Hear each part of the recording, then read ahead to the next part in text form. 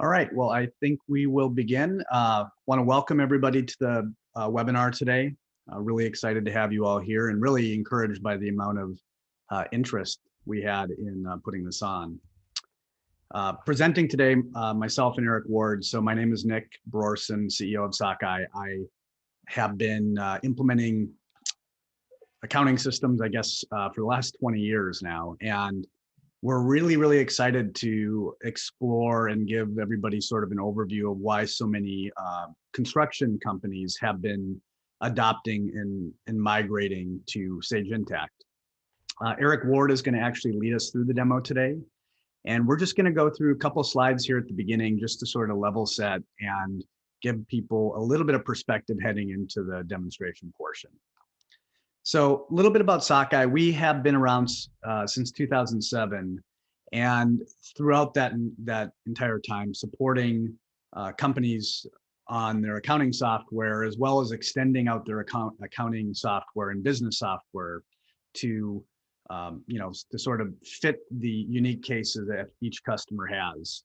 And we picked up the Sage Intacct product about 4 years ago as we saw there being just this, really massive migration for construction firms moving to cloud technology.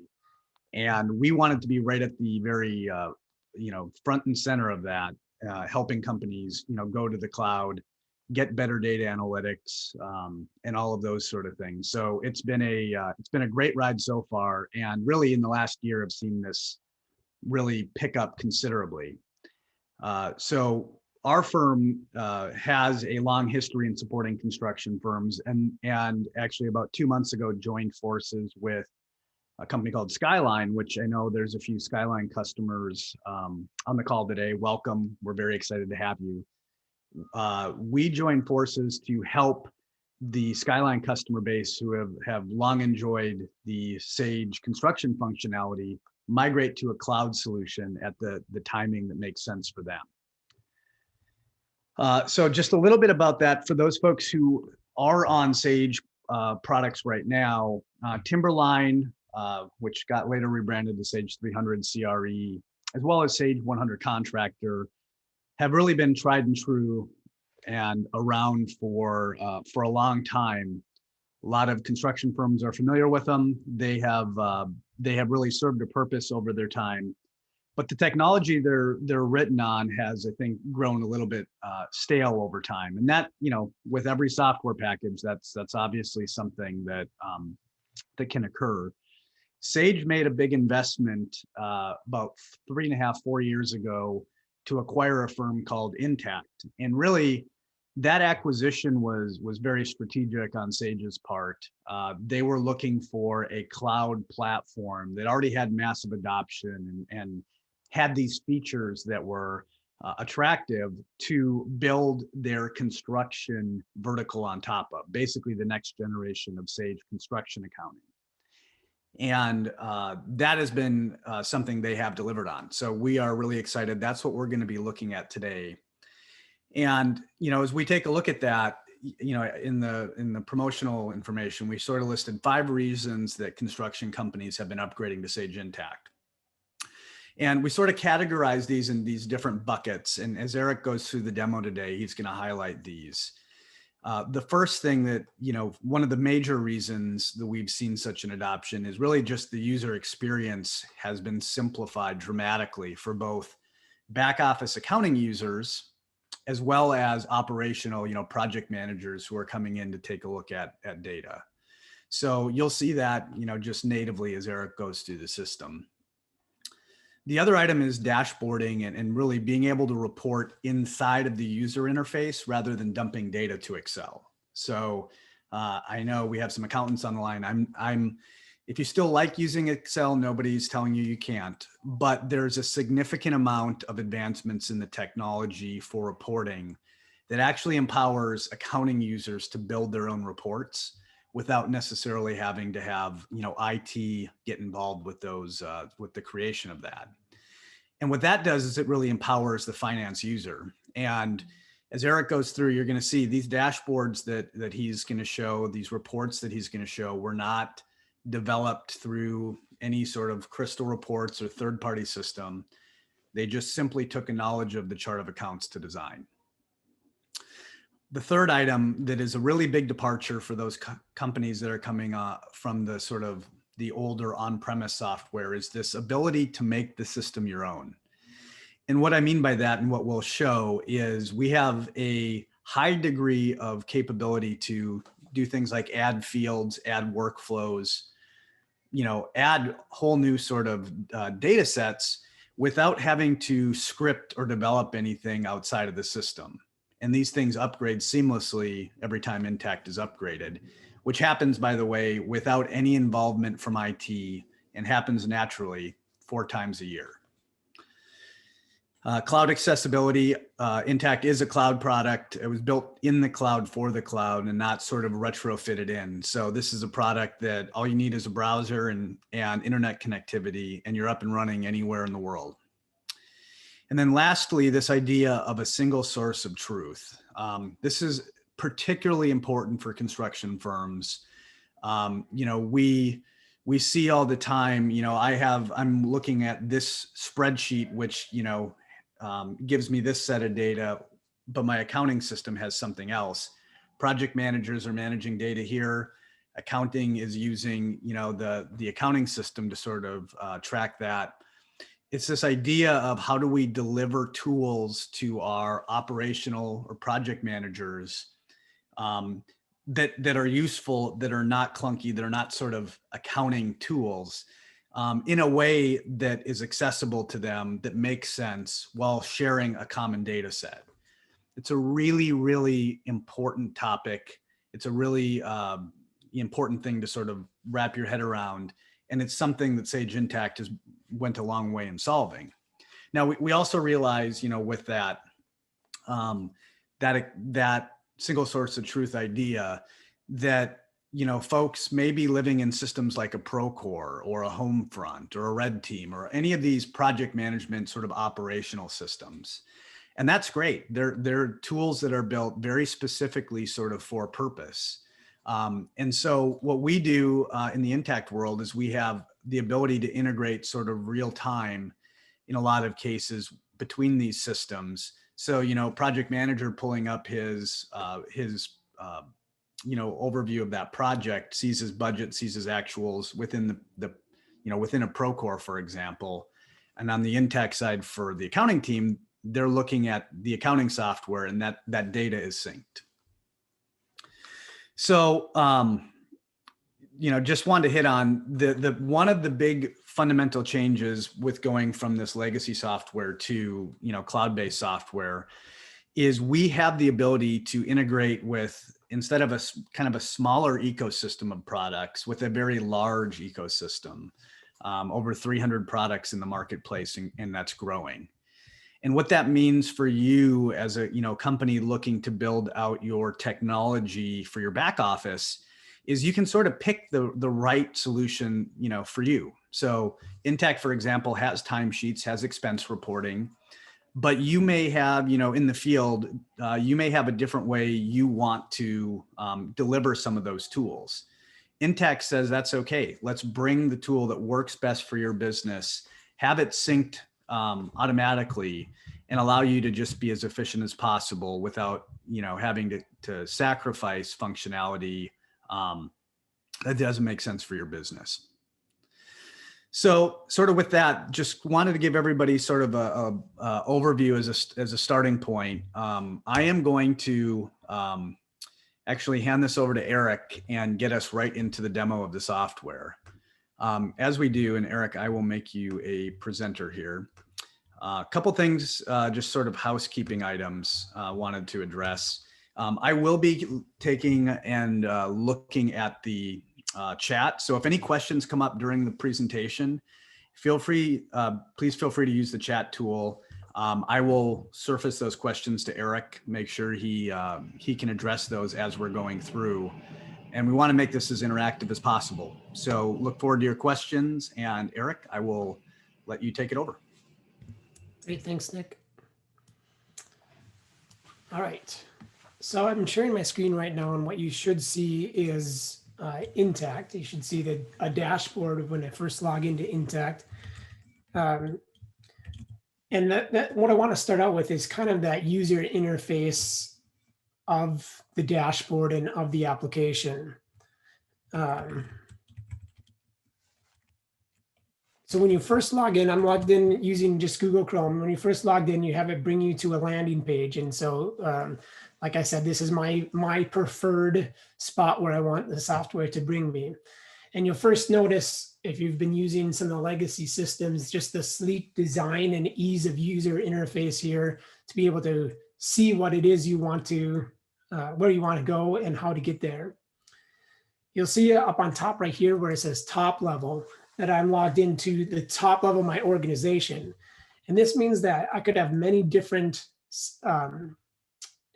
entities in the system, and I'm consolidating in real time. So as soon as somebody posts a transaction in any one of these entities, then I see it displayed here on my dashboard. So again, consolidations, there's shared data on here. So if we have a chart of accounts that we want to use across all the entities or all the companies, then we can do that. So when we add a new entity, it's really simple. There's no additional setup needed. It's just simply a matter of adding that entity's information, maybe the tax ID number, and then we can use that entity immediately with all the chart of accounts. And even if we want to share vendors and customer records, we can do that as well. All right, I'm going to walk through this dashboard a little bit. Oh, another thing I want to mention there with the entity level is if you wanted to switch into or go into an individual entity itself, it's simply selecting from that dropdown, and you'll notice it opens up a new tab on my browser. So here's the original tab, here's the new tab, and it re-renders the dashboard for that specific entity. So it's real easy to go into different entities and be able to do that. But you can also transact again at the top level. So we could enter an AP transaction again, for instance, across 3 different entities, and all the due to, due from accounts get handled properly in the back end. All right, a few things then jumping into the dashboard is we can have as many dashboards as we want and control security of who has access to those dashboards. So individual project managers might have their own dashboards where they can only see their projects, or department managers could see their department. So it can be filtered that way.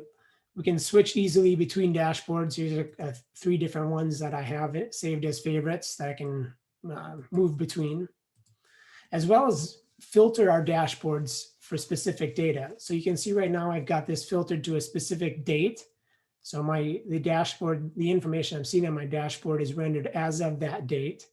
But I've also added filters on this dashboard, so I could see across all of my jobs, or filter a specific job or a set of jobs. So for example, if I wanted to look at all my hotel construction jobs, I can start typing in hotel and then apply that filter. And now my dashboard gets re-rendered with just my hotel jobs. Or if I wanted to see all the subcontract expenses within hotel jobs, I could select that subcontract item here. And now I get it again. I would just be looking at my commitments, for example, and my costs that are subcontract costs across the information in the system. Okay, I'll just clear that dashboard here and then go back to an unfiltered view of my individual dashboard. Along with some of this user interface and user experience optimization is the ability to drill down to the source transactions. So I could drill down on these performance cards here. I can drill down on my reports. So if I drill down on one of these projects, for example, it's going to drill down into that project setup. Okay, if I drill down on a contract amount, it's going to bring me to that schedule of values for that contract, and my estimates. My commitments will drill down into purchase orders or subcontract agreements. And then, build and cost examples. If I drill down to a cost, I'm going to see individual cost transactions, either against a purchase order or AP document or something. So we can continue to drill down information. So I'll just drill down on this project here on the total cost. And that's just going to bring up a report here with information that makes that up that dollar amount. So on this dashboard, on this drill down here, I can see, for example, in this labor costs, I could see individual employees and make up that labor cost. My subcontract amounts here, I can see individual subcontractor or individual transactions that make up that. If I wanted to add the subcontractor or the vendor here, for example, I can just click on customize this report and just add that field to my report. So I'll scroll down to the fields that are selected, click on add, and say I want to see that vendor name here, and then view my report again. And it's going to re-render that same report, and I'll have the employee name. If I scroll down to my subcontract information, I can see the subcontractor name for that data. Well, I can keep drilling back if I want to. If I drill back on this $2,000, for example, it's going to bring me into all the GL, all the transactions that hit the accounts in that specific data set. And I can continue to drill down to the actual invoices that make it up. And even if I have the ability or the security access to edit the invoices, I could do it from there, or I can click on view here and drill back to see this specific invoice that made up that dollar amount. All right. You'll see even on this transaction, if there's attachments, I can click on the paperclip and view the transaction. So this is a PDF of the actual invoice here, $2,000, retainage $200, for example. I can see that information right from that drill down. If we're using some of the third parties like TimberScan or HH2 or Sage Paperless, then we would have a link to bring us right into that application to see the transaction in there. So that was a question that just came up through the chat, and yeah, the answer is Sage Paperless, TimberScan, HH2 all have integrations built into Sage Intacct. So if you're using those tools now and you want to continue using them, they are available. If I scroll down here, we also have this ability to chat or collaborate with our team. So you can see on this transaction, Emma Ward, who I'm logged in as, sent a message to Josh Barrett and said, it looks like we ordered soil samples from 2 subcontractors, and this invoice causes us to go over the estimate. Can you explain? So one of the things that we have to do with this, that we have at our fingertips with this software, is we can actually see the estimates on any transaction. So this was an invoice for $2,000, but if I click on this show spend insights, it's going to show me for this job, for this cost code, for the subcontract cost type. So it's this GL. My original budget was $5,500. My actual spend as of today is $6,000.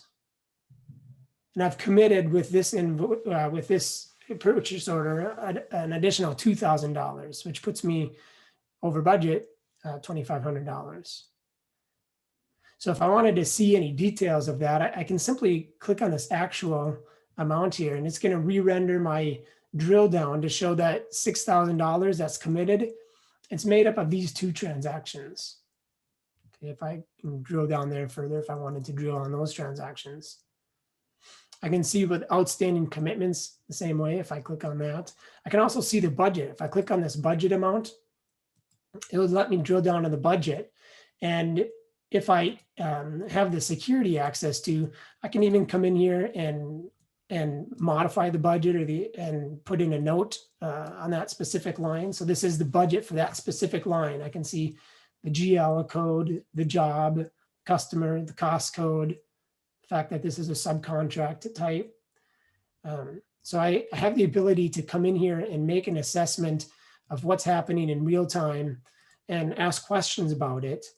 And then what would happen is Josh would get an email that would allow him to click on that email and bring him to this transaction. So he could do the same. He could drill down on it, find out the information.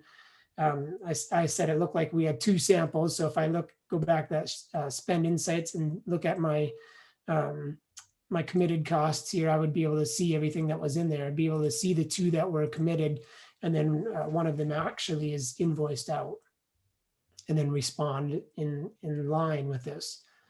Good thing about that is it's not just an email going back and forth, but anybody looking at this transaction can come back and see that discussion, and make comments on it as well. All right. I also have the ability to view the audit trail of this transaction. Who created it? When was it created? If it went through an approval workflow, who approved it? Any of that information as well. All right. So one of the things Nick mentioned of those reasons why people switch, or one of the functionality that this offers, is the ability to dive in and drill down to that data easily, that usability, to be able to get into the actual data that you have access to quickly and find out more information. I'm going to jump into this next report here as a drill down a little bit more in detail. Actually, before I do, let me talk a little bit about these performance cards up on top. So Intacct can keep track of not just financial information, but statistical information. And it can do so with some automation as well. So for example, the job counts, if we added a new job, then that actively gets updated here for what is our active job count and how many have we added this month. So it can keep track of those records, as well as things like head count, number of employees, or number of hours, maybe square footage that's in construction, or different things that we want to track statistical wise. And then we can do comparisons and calculations based off of those. So we could see what is our average revenue per job, active job, or something like that for the month. So anything that's in the GL or the statistics, we can use it for our calculation of these assessments, and then do a quick analysis on how we're doing. Okay, jumping into a report here. So I mentioned here that we were able to pull and drill down on information across the system. So it's important to know that this is not just general ledger information, but we're really drilling into purchase orders and AP documents and invoices to the customer, owner invoices, as well as any calculations from that standpoint. We can also add a lot of different color and things that pop out on the report that might draw our attention to, or we might need to draw our attention to take action. So for example, I did this percent committed and spent column here to look at the actual original estimate, the commitments, outstanding commitments, and then total costs, and then do a comparison there. So blue, I highlighted the ones in blue that there's something strange about these, that either they haven't kicked off yet, or maybe I don't have an estimate. So in this example, where I'm 0%, it's because I don't have any estimate, original estimate. So my percentage is 0. And this one down here, it's 0% because I actually haven't committed any costs or haven't any expenses come in yet. And then you can kind of see this yellow or orangish color. It's getting close to being full, and then the red is the overage amounts. So I'm over committed on these lines, even though I may not be overspent. I could be over committed. Okay, so this report here of this project overview is just an example of something that we can pull into Intacct and report on with the data across the system, but by no means are these columns fixed. So we can design and customize whatever reporting columns you want to see on these reports. In fact, this is actually pulling from the general ledger. It's a general ledger report originally, and then we add in all the additional data that we want. Eric, I'm going to pause you there. There's a question. The question was, how can it show a margin without a project estimate? So we could have costs and revenue that come into our project margin even without the estimate. So depending on what it is that you're looking at here. So on this, I'm looking at revenue and expense for this project margin. So you can do calculations based off whatever whatever it is that you want to look at. But that's specifically what this margin is looking at, is actual margin. So maybe there's no project estimate in terms of a fixed bid contract, but maybe it's T&M. So we have some expenses coming in and some revenue coming in that's, for that calculation. But you'd normally have a estimate for all of your projects, sort of Yep. attached. Yep.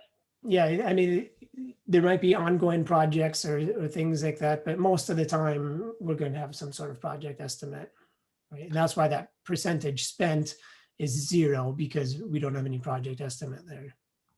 Gotcha. Thank you. Mm-hmm. You can see this estimated project margin here is 100%, because we're saying that there's going to be no costs on it. So that's a little strange scenario there. We're looking at only revenue is in our estimate, because we haven't done any estimate. And that kind of is where that blue highlight comes in, is that something needs to be done with this project probably, or the data needs to be reviewed here. So you're using the conditional highlighting here to sort of draw attention to something. In this case, that estimate, probably there should be an estimate for that project. It's not there. It's showing it's sort of highlighting that this is something to draw your attention to, and then you address. Right, exactly. So one report to handle a few different scenarios of what might be important to draw my attention to. So over commitments or 0 estimates. I could have put a highlight on the estimate column here too. And if every project should have an estimate, I would do that, where make this 0, highlight that red or something to, again, draw that attention. Okay. So this is a report here where we list the projects out explicitly. So we're looking at all active projects for a quick overview, but oftentimes we have so many projects going on that this level of detail might not be what we want. And instead we want to consolidate our report by some field or some data. So for that purpose here, I have the same report or very similar report, and it's consolidated by the type of job it is. So if it's commercial or hotel or single family. Now, whether this report expands into each project or just as one line for the summary, that's a totally optional setting on the report itself. So here we're categorizing it by job type. And as we get into some of the job setup, I'll show where that's coming from here. But it doesn't have to be type. It could be really any field on the job, whether it's project manager or the size of the contract or the location, any of the fields that we're interested in, we can summarize and roll up those reports as well.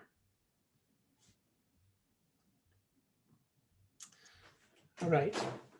So I'm going to make a little transition here and jump actually into a job setup. I'm going to switch on a different tab here where I'm listing out a few different jobs. Now, in this tab here, I'm logged into one specific entity, the Timberline General Construction, and I'm looking at the jobs for that entity. And from this entity here, I can, I'm going to click on the edit the job information here so we can see the type of information we're capturing that we want to set up for the job. So the windows and the fields that you're going in to create records are pretty intuitive, and they can be modified specifically for your environment. You can make this data your own. So I'm going to go through some of the fields here on this example, and then we'll look at what does it mean to set up a new field that you want to track something new. So this job type here, this field is what I highlighted in that report. This is driving that summarization report where whatever I've selected here gives me the ability to consolidate and roll up my information. So it's an attribute on the job that I can categorize all my jobs with. And again, that even goes down to the general ledger level. So if I wanted to look at a profit and loss per job or a profit and loss per job type, I can do that, perform that as well. Okay, you'll see we have the project manager, job manager here, and different contact information on the job. Additional information, we can look at percent completes, observed percent completes with a running list of when things get completed. So what was my percent complete as of January? What was it as of February? So on and so forth. Well, one of the things I want to show you on a job is adding new information that you want to track within your organization. So let's say, for example, we want to track which crew is working on an individual job. Okay, I'm going to switch back over and show you how easy that is just by going to the custom fields menu here.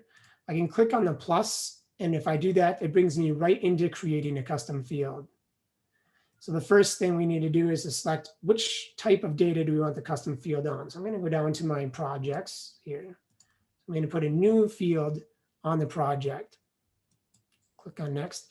And one of the things I want to point out here is that there's no development or coding or technical knowledge needed to be able to add information to my records. Okay, this is just simply what kind of information do I want to select. Well, I'm going to take a pick list. That's like the drop down field. Next. Okay, what do I want this field to be called? And I'll just call it crew. And I'm just going to name these a few different generic crews here. All right. I want to sort my list alphabetically or specify what order I want them to be in. I can do that if I have default values. Okay, is the field going to be required or not, or should it be hidden? And I just want to use it for reporting purposes. And then this last section is where do I want it to show up? So which tab do I want it to show up on my jobs tab? Oh, let me go back to my jobs. Here, oh, let me close active development. Here's where I was on my. So in this job, which tab should it show up on? And then which in the jobs, in the tabs, which section should it be on? Should it be on the job status section or the job info section? And if you leave it blank, it's always going to put it in the first tab, first section. So I'll just do that here. All right. And that's it. Simply you can say done here on adding my new field. And if I go back to my job setup here and refresh this page, just hitting F5 on my keyboard, now I have this crew drop down where I can select which crew is going to be working on this job. And we can go back historically if we wanted to update jobs in history or going forward. So this gives us the ability to track information. A lot of times we see a lot of Excel files that's really just pulling data out of the systems and then filtering it or configuring it based off of certain values in the record. Well, this allows us to put those values in, instead of Excel spreadsheets, we can put those values in the system, track it in the system, and then report on it in the system. All right. So I've just saved that record here in my job. And again, that gives me a list of my jobs here. If I wanted to change my view here to be able to add that field, now these are all the fields that are on a job. And you can see this crew option here. And let's just give this one a name here. We'll just call this jobs with crew.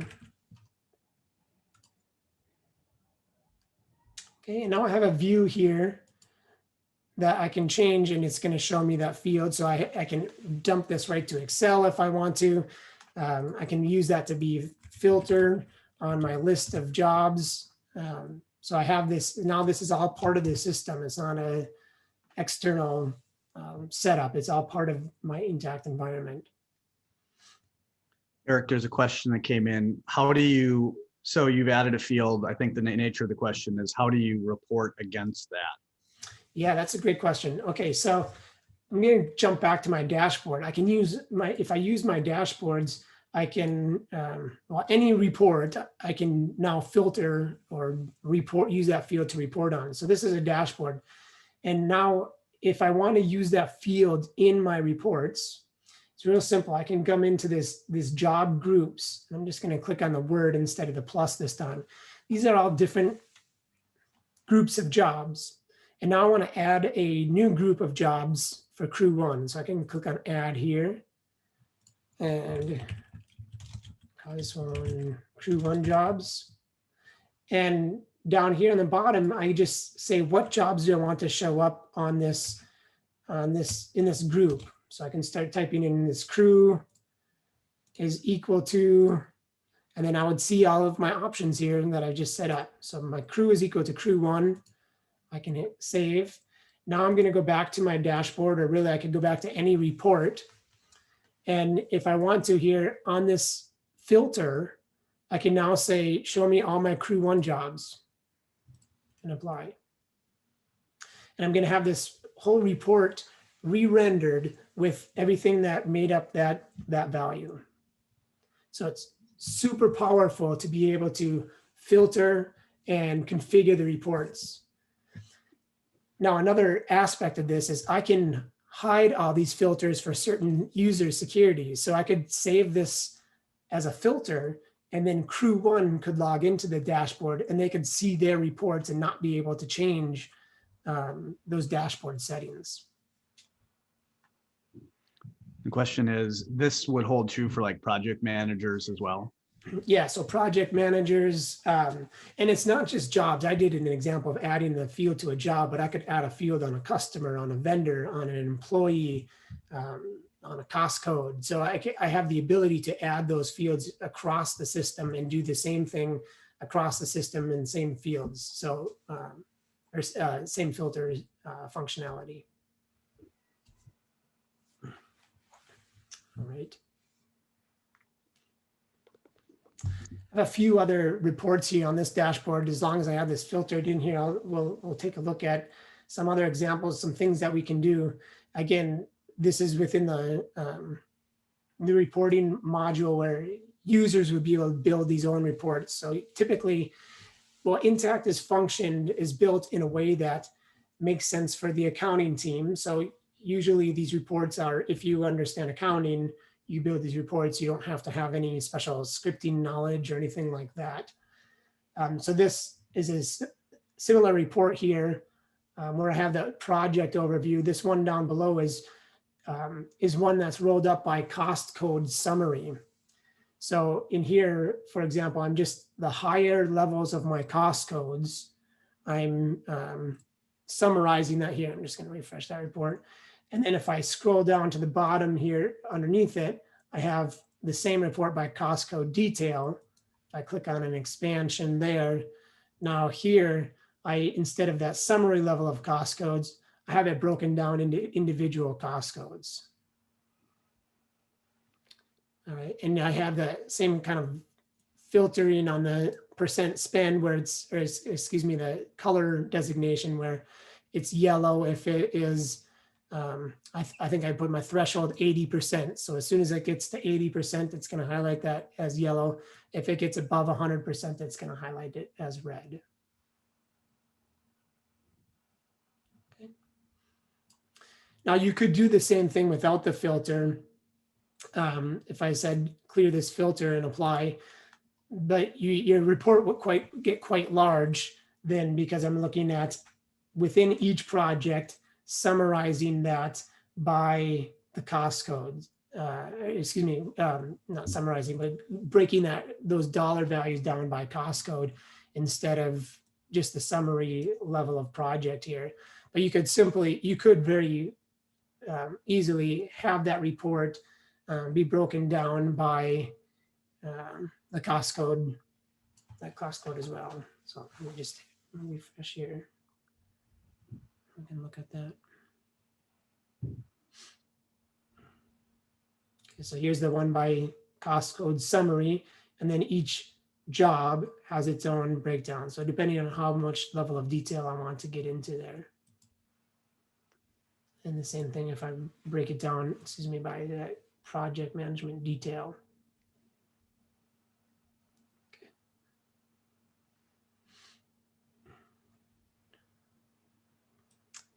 All right.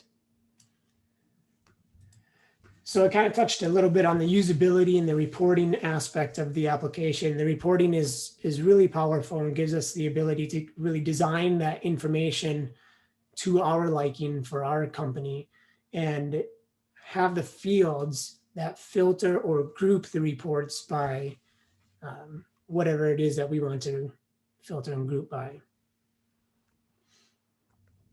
All right, I talked a little bit about making your own and adding the fields that information. I'm going to move a little bit into some more of the functionality within the application here. So to do that, I'm going to go to a few different other areas. So each area inside of the application, I click on this bar here and go to accounts payable, for example, has its own workbench. And this is really just a common tasks that you would do in that area. So for accounts payable, we would commonly work with vendors and vendor payment terms. We would enter a bill and approve bills and pay bills, and approve payments and print checks. So we have the ability to simply move through the system. This is really good for those that are first learning a new system or their role in the application. It may not be the where you go after you've used the system for a while. So if I click on this drop down here and go to the accounts payable menu, I can see everything that I can do in accounts payable that I have access to. Now, if I only have access to pay bills, then that would be the only thing that would show up on my menu. But I can also add things to my favorites. So if you can see this star right here is yellow and this one underneath is not. The ones that are yellow are ones that I've clicked to be my favorites, and those show up in this drop down here. So I can real simply make it easy to navigate to the places that I most commonly access. All right, if I click on the word bills, it's going to bring me to a list of all bills. So these are all bills that are entered from the top level across entities.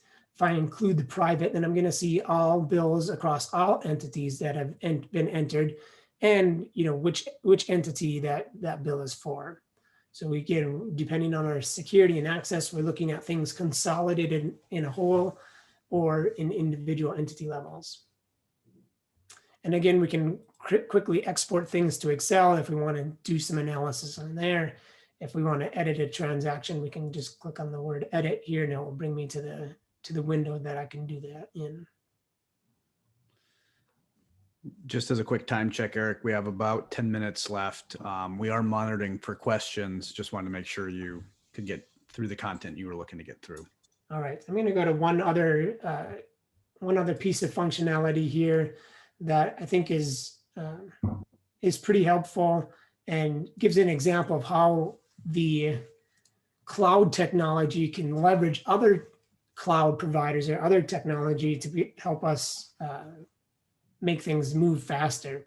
So I've opened up a checking account here. And so bank reconciliation is often a common question and time commitment within the application.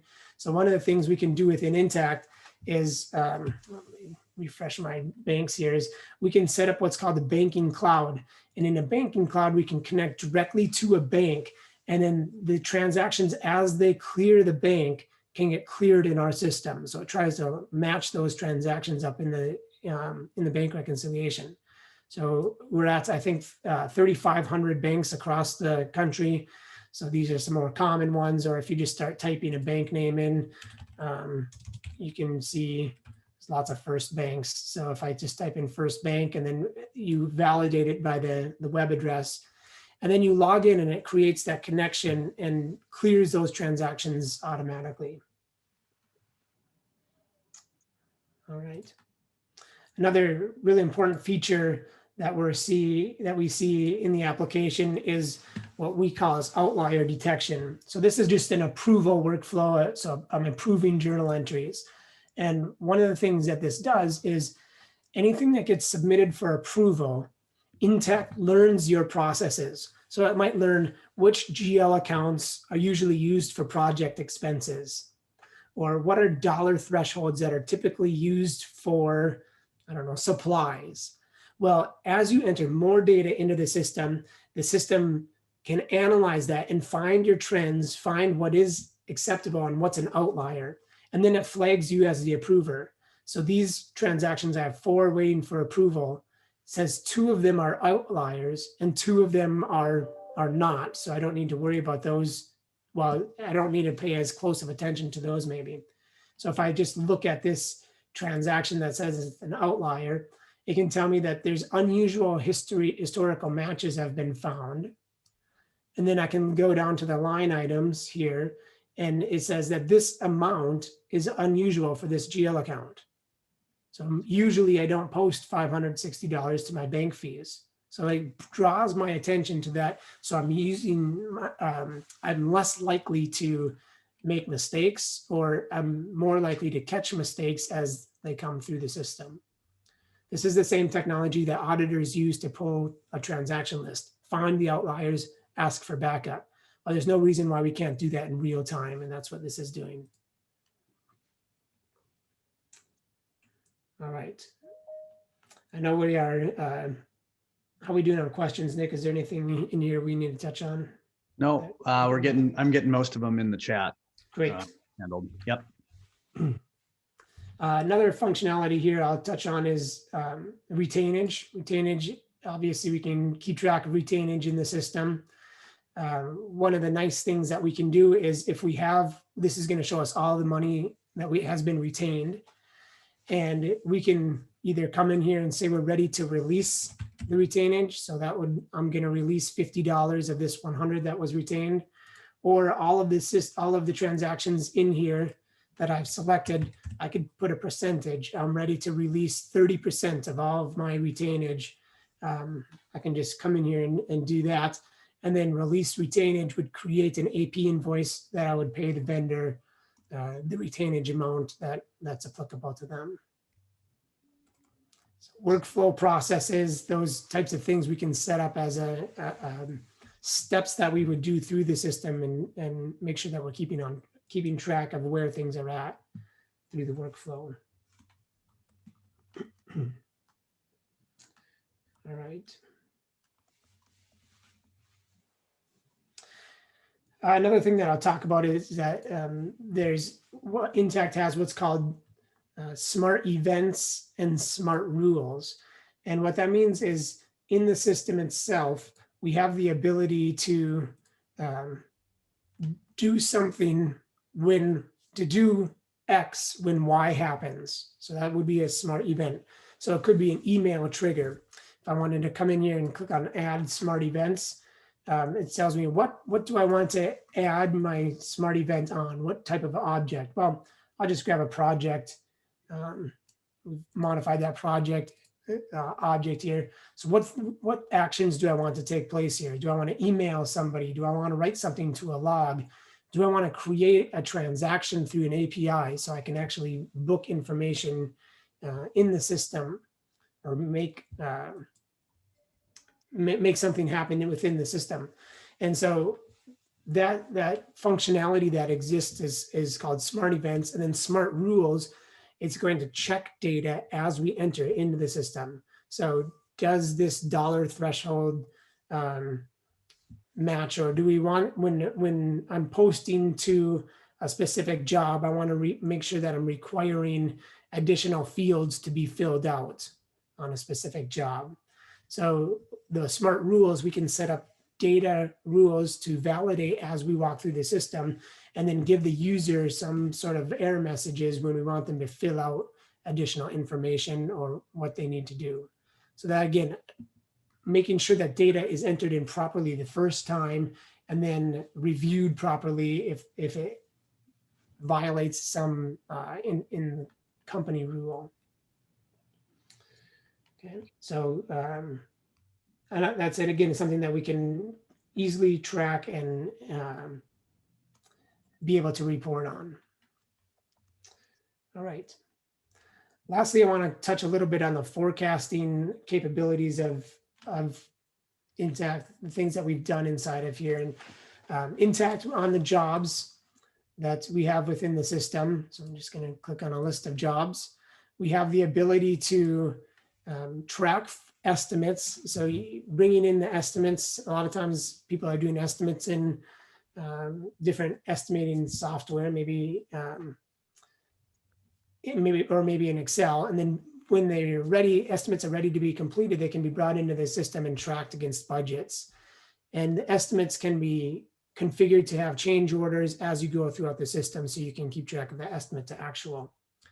You can also create multi levels of hierarchy in the system on your project. So here I have a number of jobs, and this is going 4 levels deep with my sub jobs. If you're a Sage 300 user, you're used to the extras being 1 level deep. This allows me to go as deep as I want in terms of a hierarchy, so we can keep track of different sub projects that roll up to a project. And then when I report on them, I can decide if I want to consolidate all of my sub projects in the high level or break those out in more detail.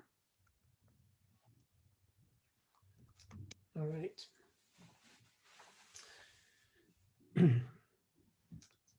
The estimate types that we have, I've missed, I'm looking at my list of things that I touch on. The estimate types allow us to be able to when we load estimates on a project, to be able to say whether it was an original estimate, a change of the estimate, or a projected change order that hasn't been approved yet. So we have a workflow across the forecasting and estimates that allows us to pull different data depending on which report we want to look at. If we want to look at a forecast with all change orders, or just the things that have been approved, or how does my original estimate change with my cost compared to my cost to complete estimate.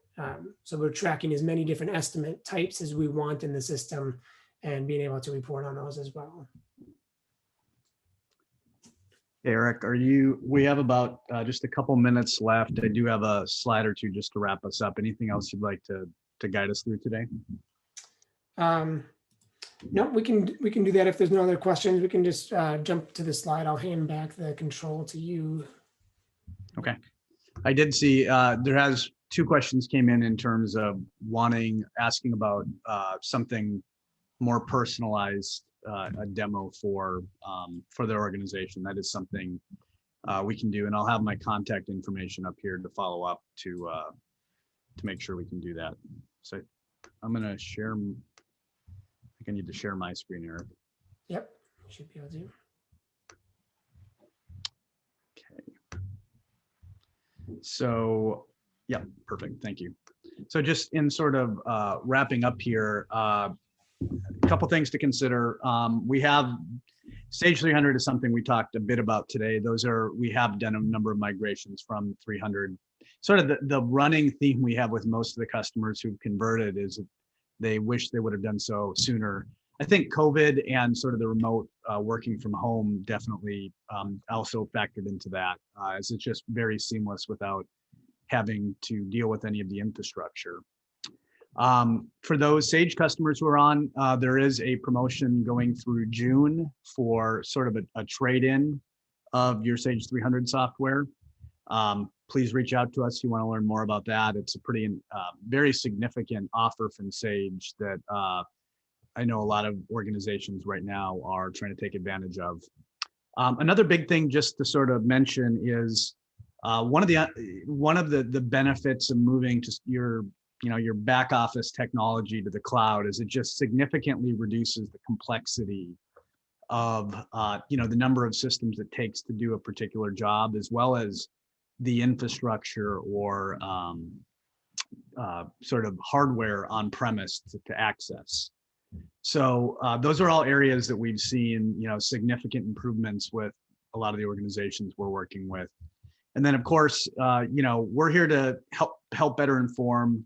We want to make sure that you have all the information you need. Our consultants as well are, we're here to help and better educate. So if there are any questions that come up, we're happy to answer those. Feel free to shoot me an email.